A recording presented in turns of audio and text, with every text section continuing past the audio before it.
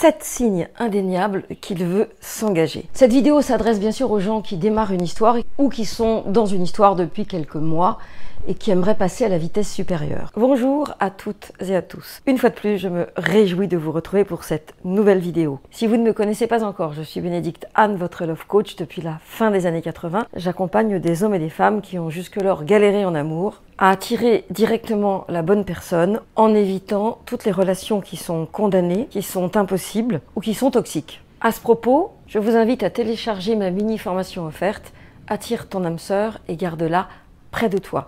Vous trouverez le lien dans la description. Enfin, si vous ne l'avez pas déjà fait, je vous propose de vous abonner à ma chaîne, juste en dessous, et à cliquer sur la cloche des notifications pour recevoir absolument toutes les vidéos que je publie pour vous donner un maximum d'aide et d'informations dans votre quête de votre âme sœur. Je vais aborder 7 signes indéniables qu'il veut s'engager. Certains propos sont mixtes et s'adressent aussi bien aux hommes qu'aux femmes, d'autres sont spécifiques aux hommes, mais vous saurez parfaitement faire la différence. Ces signes, comportements, situations, peuvent arriver aussi bien dans une histoire qui démarre que dans une histoire qui existe depuis un certain temps. Et il faut savoir que, comme les temps ont changé, il y a des choses qui se faisaient progressivement avant et qui maintenant ne se font plus ou se font au début de la relation. Je ferai des allers-retours entre ce qui était de bon ton autrefois et ce qui a changé depuis. Le premier signe le plus facile à identifier, c'est est-ce que l'autre fait des projets. Toutes les coachées qui démarrent une histoire sont confrontées à cette situation et effectivement, leur date, l'homme qu'elle fréquente, commence à faire des projets. Je pense à une en particulier qui, dès le mois d'avril, quand il a fait beau et qu'elle s'est remise sur les applis, a rencontré quelqu'un qui très vite lui a demandé si elle voulait partir à l'UCP avec lui cet été. Je pense à une autre, à l'inverse, qui, voyant venir les longs week-ends du mois de mai, a commencé à mettre les pieds dans le plat et s'est fait renvoyer dans ses 22 mètres parce que monsieur avait déjà prévu ses propres week-ends et il n'y avait pas de place pour elle. Dans les deux cas, l'histoire avait 1 mois ou 2 maximum. Et quelqu'un qui prétend vivre au jour le jour, qui ne parle que de ce qu'il va faire demain, mais pas de ce qu'il fera dans 15 jours, quelqu'un qui ne pose pas de questions, qui ne fait pas de projet, et naturellement quelqu'un qui n'a pas de vision. Et si l'autre n'a pas de vision sur la relation, ça va être un peu compliqué. Le deuxième signe, et pas des moindres, concerne absolument tout le monde. Quelle est la place que l'autre vous laisse dans la relation? Par exemple, si c'est quelqu'un qui faisait beaucoup de sport avant de vous rencontrer, est-ce que cette personne continue à faire du sport? Si c'est quelqu'un qui voyageait beaucoup et qui passait ses week-ends avec ses copines dans les capitales d'Europe, est-ce que cette personne va ralentir le rythme et vous proposer de remplacer ses copines? En réalité, la place que l'autre vous laisse dans la relation est quelque chose qui se repère dès le début, mais surtout qui va colorer toute la relation, même pendant des dizaines d'années. La place est une question essentielle qui mériterait d'ailleurs une vidéo sur le sujet. Il y en a certaines que j'ai déjà faites. Mais prendre sa place est quelque chose qui se fait dès le départ parce que ça ne va pas aller en s'arrangeant. Le troisième signe, le troisième point, c'est la cohérence entre le discours, les actes et le corps. Est-ce qu'il fait ce qu'il dit? Est-ce qu'il dit ce qu'il fait? Est-ce qu'il ne dit rien mais qu'il fait quand même? Ou est-ce qu'il promet et qu'il ne fait jamais rien? Est-ce que son corps est raccord avec ses propos? Est-ce que son corps est tourné vers vous? Ou est-ce que son corps est tendre, affectueux? Est-ce qu'il vous regarde avec des yeux de crapaud mort d'amour? Ou est-ce que son corps affiche une certaine distance? Et dans la logique de la cohérence entre les propos et les actes, la réunion agenda est quelque chose de très important dans une relation, qu'elle soit d'ailleurs neuve ou très ancienne. Pourquoi? Parce que, en fonction des gardes des enfants, des jours où chacun reprend son enfant, qui ne sont pas forcément les mêmes. Certains, c'est du vendredi au vendredi, d'autres du samedi au samedi, d'autres du dimanche au dimanche, d'autres du lundi matin au lundi matin. D'autres encore ont des semaines paires, des semaines impaires, des alternances. J'ai eu l'occasion de constater que parfois, avec la garde des enfants, c'était beaucoup plus compliqué que ce qu'on aurait pu imaginer. Et prendre un agenda pour savoir comment on va faire pour programmer des week-ends et des vacances me paraît essentiel. Et pour ceux qui viennent de se rencontrer, en général, à cette époque de l'année, les vacances sont déjà organisées. Ce qui peut signifier que vous risquez de passer 1 mois avec votre enfant et vos projets, et manque de chance, lui passera le mois d'après avec ses enfants et ses projets. Ce qui fait que vous pouvez passer un été sans vous rencontrer. Maintenant, il y a ceux qui font l'effort de se croiser, qui vont anticiper un retour, qui vont décaler un départ, et qui vont faire en sorte de pouvoir vous voir. Et ça, c'est très important. Le quatrième signe s'adresse plutôt à des gens qui démarrent une relation. Et je pense à cet exemple qui est très fréquent. Lorsque vous êtes dans la rue avec lui, avec elle, et que vous rencontrez des amis des voisins, des connaissances, des collègues. Comment va-t-il vous présenter? Je te présente Nelly, ma compagne, ma copine, ma petite amie, ma chérie, ma future épouse, je rigole. Vous avez bien compris que s'il est embarrassé lorsqu'il croise des gens et qu'il se tortille et qu'il vous présente par votre prénom, cela montre qu'il ne vous assume pas. Et s'il ne vous assume pas maintenant devant ses amis, il y a fort à parier que ça ne va pas s'arranger. Imaginez un homme lambda qui rencontre la femme de sa vie, un mélange de Gwyneth Paltrow, Catherine Deneuve-Jeune, ce que vous voulez. Est-ce que vous croyez vraiment que s'il croise des amis dans la rue avec elle, il va dire « Je vous présente Catherine ». Non, il va dire « Je vous présente Catherine, ma chérie ». Il va vous regarder avec des yeux de merlan-frit et il va avoir toute la tendresse du monde qui dégouline de ses yeux. Et si c'est une évidence pour lui, il n'aura jamais honte de vous. Mais comme nous vivons dans une société qui est de plus en plus brutale et dans laquelle vous êtes souvent sur un siège éjectable, on pourrait presque considérer comme normal le fait que votre partenaire se tortille devant ses amis en vous appelant Catherine, parce que justement on navigue à vue, on marche sur des œufs, et qu'il ne faudrait surtout pas le brusquer, le pauvre. Rappelez-vous, Catherine Deneuve-Jeune, est-ce que vous croyez vraiment que le gars, il vous planquerait? Et je ne parle pas d'image physique, je parle d'attachement à vous et de façon dont il vous perçoit. Le cinquième signe, le cinquième point est très intéressant parce que l'autre va vous tester. Et il va surtout tester l'intensité de votre intérêt pour lui, l'intensité de votre engagement. Il va se demander si vous êtes aussi partante que lui. Et pour ça, comme il va peut-être manquer de confiance en lui, il va proposer par exemple de supprimer son profil de l'appli ou du site. Ça, c'était avant. C'était avant dans la mesure où, avant, il y avait une progression logique dans l'engagement. On se rencontre, on fait connaissance, on commence à poser les pièces du puzzle, remplir les cases et progressivement, on est officiellement ensemble et on peut sortir du site. De nos jours, tout a changé. C'est-à-dire que sortir du site doit se faire avant même d'être entré dans l'intimité. Pour moi, vous pouvez penser que je suis ringarde, que je suis vieux jeu, mais si l'autre est motivé, il va vous dire d'accord, on se donne une chance de ne pas retourner, voir, on sait jamais, peut-être qu'il reste quelqu'un de plus ceci, moins cela. Mais surtout, s'il vous dit en se décomposant, ah mais non, mais j'ai payé mon abonnement pendant 6 mois encore, vous saurez à quoi vous en tenir. On est clair, soit tu as envie de démarrer un truc, t'arrêtes ton abonnement, on démarre, ça marche tant mieux, ça marche pas, tu retournes, ça t'aura coûté quoi, quelques mois? Comment?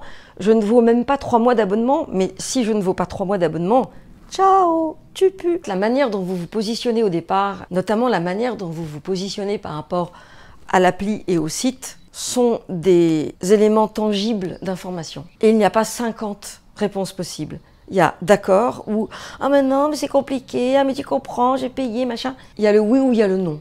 Tout est dit.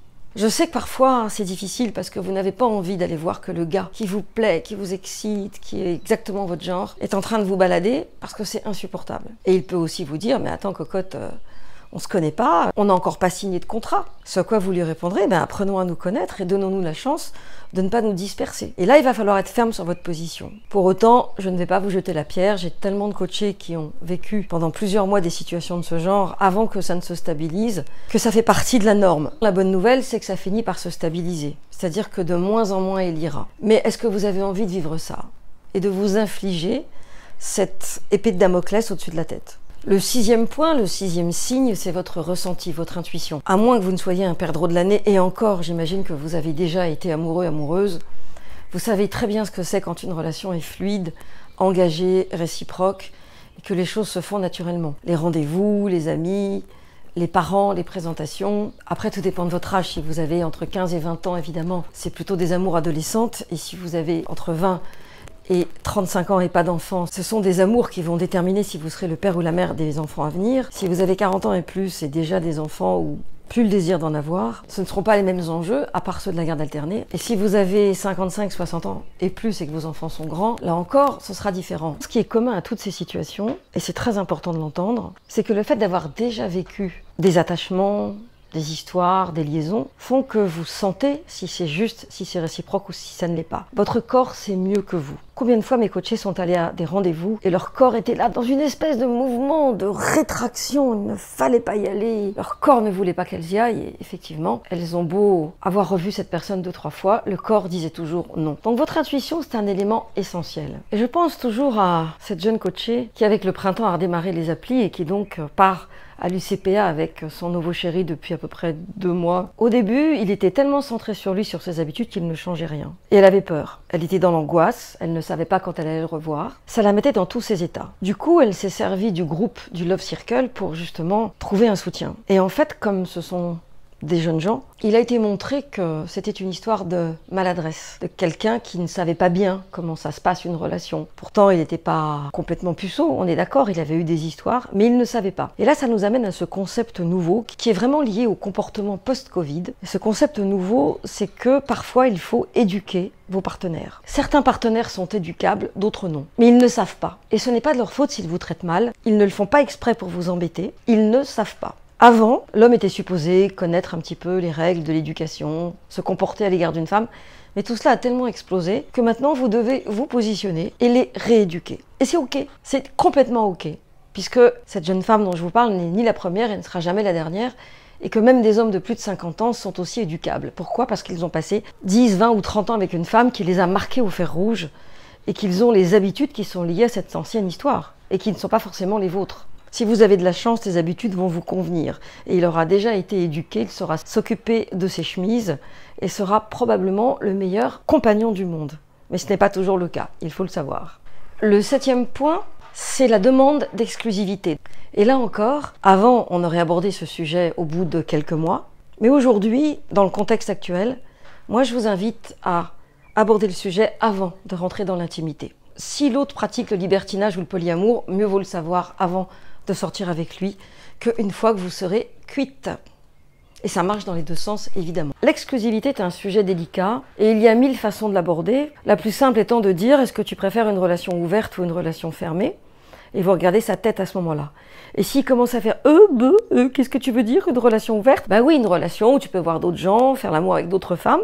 Et si vous voyez ses yeux s'allumer, vous aurez la réponse, et si vous voyez son visage se décomposer et son nez frémir de colère, vous direz qu'il est temps de le rassurer. En tout cas, c'est une question qui n'est pas inutile, que vous soyez vous-même dans le libertinage, le polyamour ou l'ouverture du couple, ou que vous soyez 100% exclusive. Et là, il s'agit normalement de l'interroger sur ce qu'ils sont passés amoureux et surtout comment ça s'est passé dans ces ruptures récentes.